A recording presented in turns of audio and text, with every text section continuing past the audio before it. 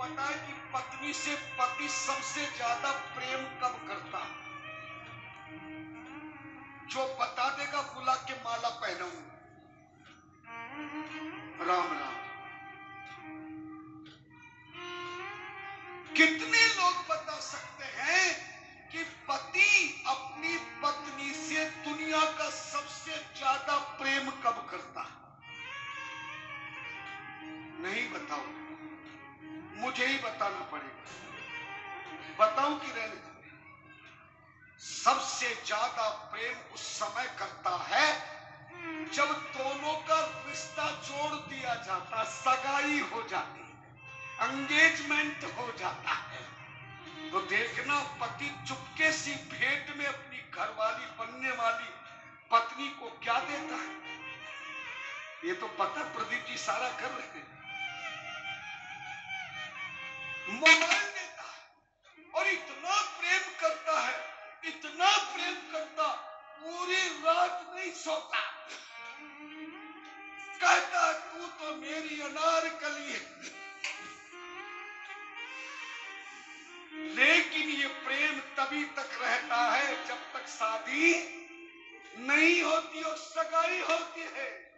घर वाला भी पता नहीं कैसे कैसे बड़े बड़े सपने दिखाता है और बनने वाली घरवाली भी कहती मैं तो सब सावित्री बन के रहूंगी, तुम्हारे माँ बाप की सेवा करूंगी, तुम्हारे बिना एक पल नहीं रहूंगी।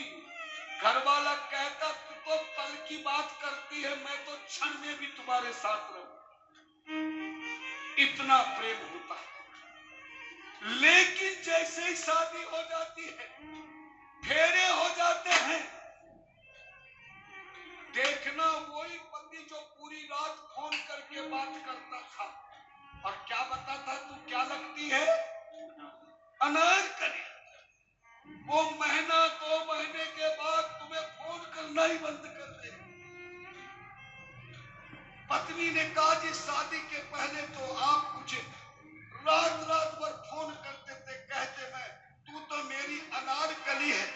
अब 2 महीने हो गए तुमने फोन नहीं किया, क्यों तुम्हें अब मैं अनारकली नहीं लगती? बोले अब तू अनारकली नहीं लगती, फिर क्या लगती? बोले तू चमेली की कली लगती।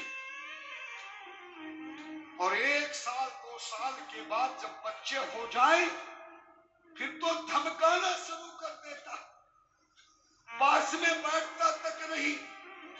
घरवाली कहती शादी से पहले तुम अनारकली बताते थे, शादी के बाद तुम मुझे चमेली की कली बताई, अब तुम मुझसे दूर दूर क्यों भागते हो, तुम बात भी नहीं करते हो।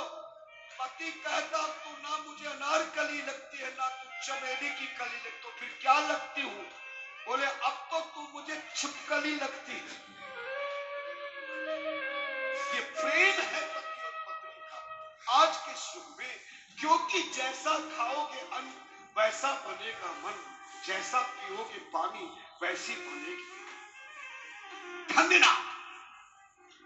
तुम पिंड के आटे की रोटी खिला रहे हो, कभी भी आटा उतना ही गूंदना चाहिए जितना आपके भोजन में प्रयोग होता हो, चाहे दिन में गूंदे चाहे रात को। अगर आटा बच जाता है तो उसकी रोटियां बना ले। आयुर्वेद कहता ठंडी रोटी, रात की रोटी सुबह दही और मट्ठे से खाकर देखना। राजस्थान में तो लोग ज्यादा से ज्यादा गर्मियों में यही खाते हैं। अमृत तुल्य रोटी बनेगी। ठंडी रोटी तुम नहीं खा सकते, किसी गरीब को खिला देना, गौ माता के गौशाला में पहुंचा देना, पर बचा हुआ आटा नहीं होना चाहिए। और रोटी बनाने का तरीका सूत जी महाराज अपने सुंदर वायव्य संहिता में बता रहे हैं कि रसोई में स्नान करके जाना चाहिए, जूते चप्पल पहन के नहीं जाना चाहिए। कई माता बहनें खड़ाऊ पहनती हैं, खड़ाऊ भी नहीं पहनना चाहिए। अगर आपको नंगे पांव खड़े होने की आदत नहीं तो वह कालीन मंगवा लो, कोई बोरी मंगवा लो, कोई दरी मंगवा लो, लेकिन चप्पल जूते खड़ाऊ और कभी ये मत कहना। एक जगह मैं गया था मध्य प्रदेश में, एक घर में देवी कहने लगी महाराज जाते समय मेरे घर में जरूर दर्शन देना। बहुत आग्रह किया, यजमान ने भी फोर्स किया, उनके रिश्तेदार हम गए तो देवी चप्पल पहन के रसोई में गई, चप्पल पहन के गिलास पानी का लेके आई। हमने कहा देवी तू ये क्या कर रही चप्पल? बोले गुरुजी ये रसोई की चप्पल है। हमने कहा रसोई की चप्पल कौन सी फैक्ट्री बनाने लगी? अपनी रसोई को